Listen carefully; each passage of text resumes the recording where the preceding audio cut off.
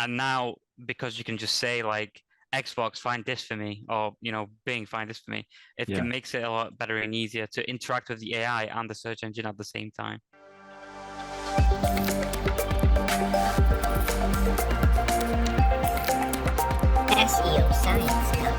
SEOscience.com. The statistics have been quite interesting, haven't they, in terms of like there's a really good article on Backlinko which summarizes the Bing data.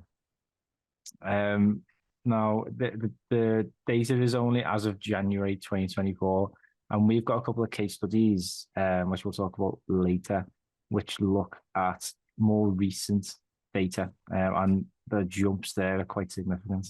But just looking at the sort of the key statistics, so Bing, in terms of like desktop searches, it's got a market share of about 10.5%.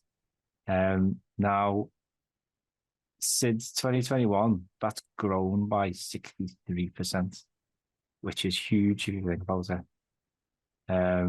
What do you think? I mean, have you been using Bing more? Do you think that's like the user experience that we've been talking about? Do you reckon that's contributed to people using it more?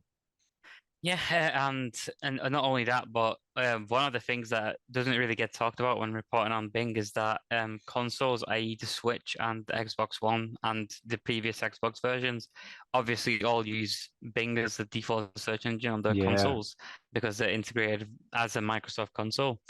Um, so that also contributes to the whole ease of use and like the user experience, which I think is why they made it so like simple and easy to use and like basically so that you could speak to it. Like say if you were rather than typing in anything, you were just vocalizing it.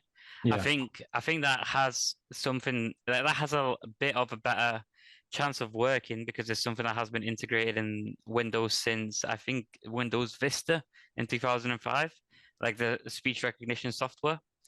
And now because you can just say like, Xbox, find this for me, or Bing, find this for me, yeah, makes it a lot better and easier to interact with the AI and the search engine at the same time, yeah. which I think contributes to like the growth they have seen.